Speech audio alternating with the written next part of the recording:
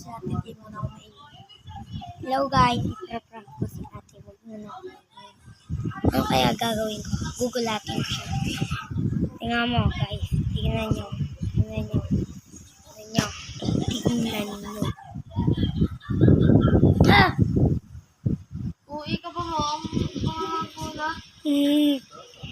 Ganyan talaga siya guys. Ang dilim.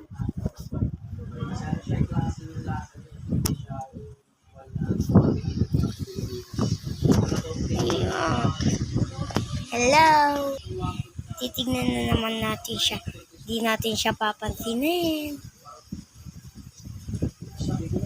Okay niya.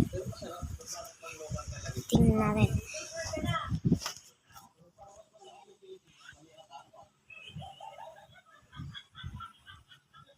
Hello. Meron ba akong cellphone?